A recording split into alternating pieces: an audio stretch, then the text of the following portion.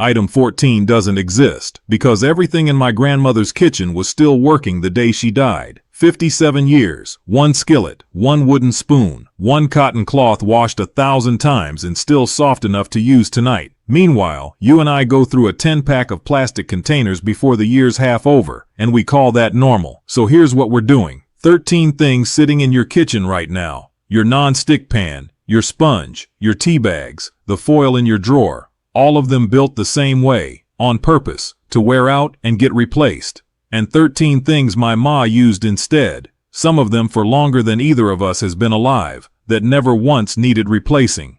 Countdown starts now. Item 13. The non-stick skillet. You've had it maybe 2 years, maybe less. The coating's already flaking. You bought it for $30 at the box store because cleanup was easy. Now it sits in the trash. My ma's skillet was a Lodge cast iron her mama handed her the week she turned 16. 50 years on the same pan. The more she cooked, the better it got. Every meal seasoned it deeper. Nothing stuck once she learned the heat. Here's what science caught up to in 2023. At temperatures above roughly 500 degrees Fahrenheit, regular non-stick coatings off-gas polymers that have been linked to polymer fume fever in humans and acute toxicity in pet birds. The Environmental Protection Agency has moved to phase out the most studied of those starting in 2024. The pan was always failing by design. Your Nana knew that something cheaper at the register is never cheaper in the long cost. She also knew she didn't need a label to tell her a rock-solid hunk of iron would outlast her grandchildren. Quick one before we move on. If you're new here, hit subscribe and the bell. Item 12. Plastic leftover containers. You bought a 10-pack last spring. 2 are already clouded with tomato stains you can't wash out. 1 warped in the dishwasher. They didn't last the season. Ma kept leftovers in glass mason jars her whole life. Same jars, wash them, reuse them, hand them down. They didn't stain because glass doesn't react with anything acidic. They didn't crack unless you dropped them on the stone floor, and even then you taped the crack and kept using it. The science is plain. Plastic containers shed microplastic particles and endocrine-disrupting compounds, especially when heated, especially when scratched, especially when washed in a hot dishwasher cycle. A 2023 study out of Northwestern found people who ate mostly reheated leftovers from plastic shed more of these compounds than the rest of us. Ma didn't have a study, she had common sense. Glass doesn't melt, glass doesn't stain, glass doesn't take on the flavor of last week's chili. That was the whole answer. Item 11. Plastic cutting boards. You bought 2 at the dollar store. They've already got knife scars running through them. Every scar is a channel that holds yesterday's chicken juice. You can't sand that out. Ma had 1 wood board, hickory, maybe 30 inches long. When it scarred, she sanded it smooth on the porch with a piece of broken glass and went back to chopping. When it got thin, she replaced it. The scratches in wood close up after a wash. They self-heal. They don't harbor bacteria the way a gouged plastic surface does. The USDA put out a comparison study. Wood outperformed plastic on bacterial die-off every single time. She wasn't running a lab, she was running a kitchen.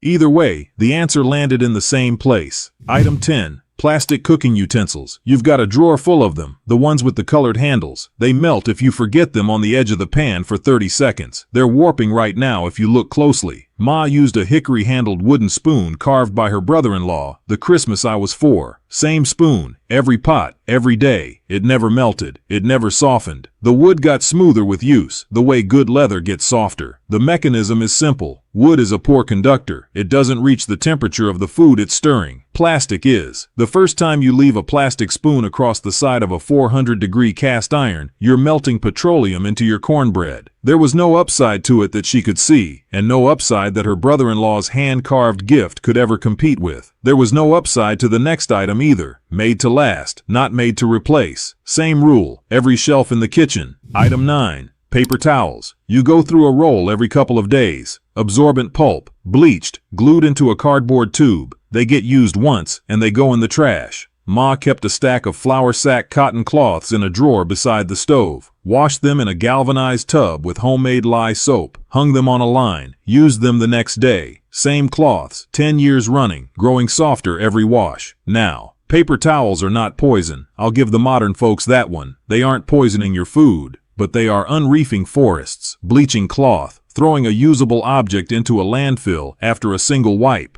The arithmetic doesn't add up. My ma did that arithmetic in her head with a skillet and a wash tub and never once ordered paper from the catalog. She didn't need to. That's items 13 through 9. We just hit the count. Next up, the part of the list where the air changes. Item 8. Plastic wrap. You tear off a sheet, you press it down, you throw the roll core in the trash in 3 weeks. The roll is mostly air. The wrap itself is polyvinyl chloride, plasticized with compounds that migrate into anything fatty or warm. Ma never bought it from the Sears catalog and never would have. She covered a bowl of greens by setting another bowl upside down on top of it. She wrapped bread in a cotton flour sack cloth. She wrapped salt-cured ham in unbleached muslin. The food breathed. The wrap didn't touch the food at all. The mechanism is gentle. Polyvinyl chloride plasticizers, phthalates, are documented endocrine disruptors. They migrate faster into fat, into heat, into acid. They were never meant to be against your dinner. They were meant to keep meat shiny in a grocery store case. Your Nana understood the difference between a wrapper and a cover. Wrappers are disposable. Covers are not.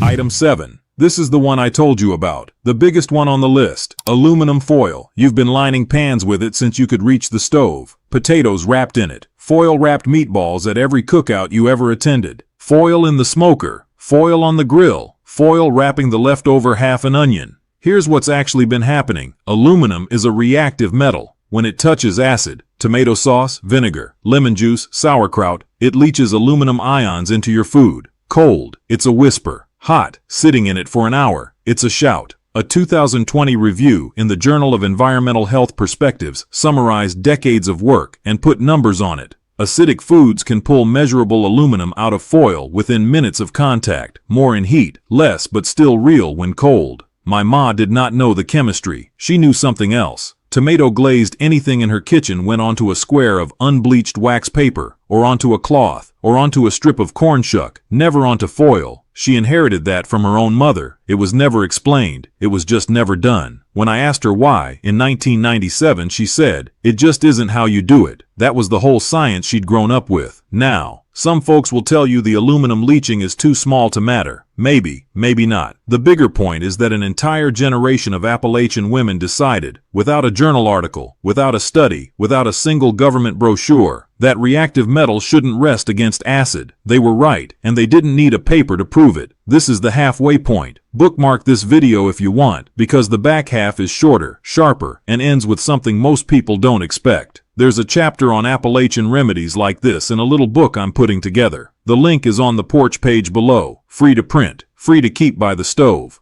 The philosophy in the back half matches that chapter almost word for word, and you'll see why in a minute. Now we keep counting down. Item 6. Cooking spray. You shake the can. You pump the pump. Out comes a mist of canola oil, plus a propellant, plus an emulsifier, plus a flavor. The can itself goes in the trash when it's empty. The propellant is usually butane or propane. Ma didn't own a can. She kept a small cup of bacon grease beside the stove and a folded paper towel for greasing the pan. She'd dip the towel in the grease, swipe the iron with it, and the iron would not stick. No aerosol, no petroleum propellant, no flavor you couldn't pronounce. The mechanism is that easy. Hot aerosol cans are not safe near open flame. The propellant is technically flammable. The emulsifier is typically soy lecithin, which polymerizes on contact with high heat and forms a residue on your pan that subsequent food sticks to. Exactly the problem you were trying to avoid. The very thing you paid $11 for was creating the issue it claimed to solve. Ma skipped the entire mechanism, skipped the can, skipped the spray, used the grease jar her own mother used.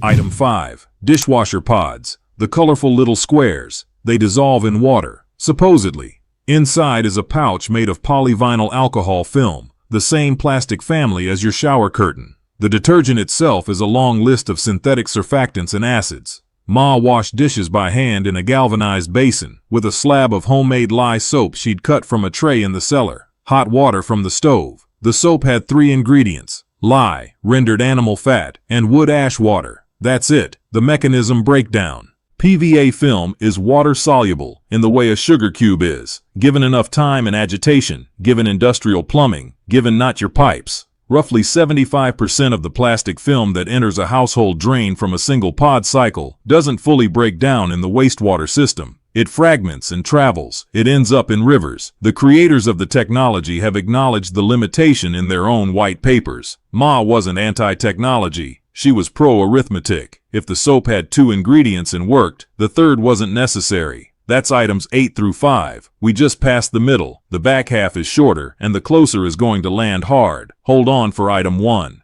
Item 4. Synthetic sponges. The bright yellow and green one. The one in your hand right now if you're washing up after dinner. That foam is polyurethane. The scouring side is often nylon. They're breeding grounds for bacteria. A 2017 study in Scientific Reports found that a used kitchen sponge can harbor more bacterial diversity than a bathroom sink. Ma used a piece of dried corn shuck twisted into a knot, or a hunk of dried gourd cut into a wedge, sometimes just a rag. None of it shed. None of it grew slime. After use, you tossed the corn shuck into the wood stove and burned it. It was already on its way out of the food chain. You hung the rag to dry. The self-correction moment. Pa used a brush he made from a piece of hickory and bristles off a wild hog. That's still a great tool, but Pa also believed, his whole life, that rinsing a sponge in hot water killed the bacteria on it. It doesn't. Hot water doesn't sterilize. He got that one wrong. The science says he's wrong. The science is right. I'm sorry, Pa. You were almost always right at the stove. This one was yours.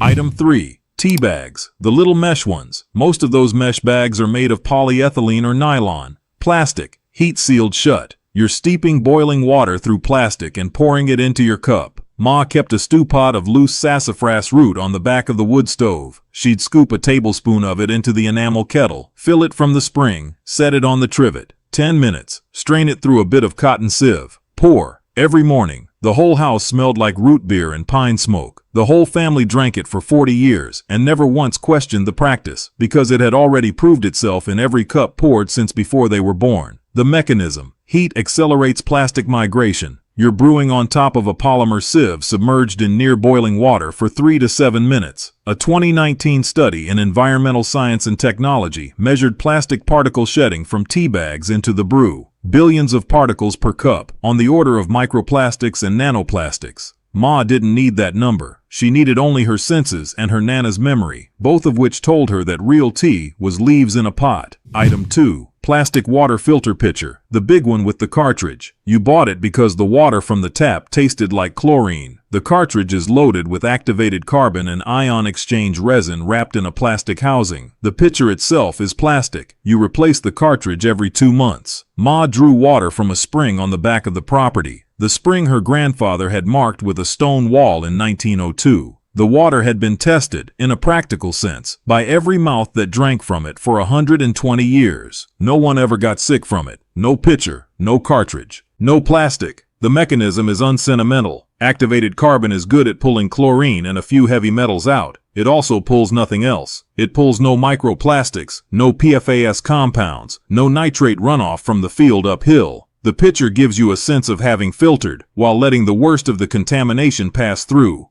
It's theater mostly. Ma didn't need the theater. Her spring had been filtered by 100 feet of limestone and gravel before it saw the sun. Item 1. This is the item that isn't an item. It's the why of the other 12. The Appalachian make-do. The waste-not frame of mind. The habit of asking, before you bought or used anything, whether it would last, whether it would outlast a season, whether it would outlast a winter, whether it would outlast you. That question was the gate the object had to walk through before the door ever opened. My ma replaced a skillet once. In 57 years. She replaced a wooden spoon never. She replaced a cotton cloth every 10 or 15 years. She replaced aluminum foil not once, because she never used aluminum foil. She replaced cooking spray never, because she never owned a can. The reason isn't thrift exactly. It's a frame of mind. It's the assumption that anything you bring into the kitchen should outlive the meal it's cooking, and then the one after that, and then the one after that. It's the assumption that if something is in your hand, it should last long enough for your grandchildren to inherit it. It's the assumption that you do not throw away a thing that still works. That is the lost philosophy. That is why the other 12 are on this list. They were all, every one of them, designed to be replaced. They were designed for the cycle. From the moment they were sold, the clock was already running. The alternative wasn't chosen because it was healthier or greener or more moral. It was chosen because it was built to last. Everything else followed from that one decision. That single decision is why the kitchen smelled like cedar and soap in 1952 instead of plastic and propellant in 2025.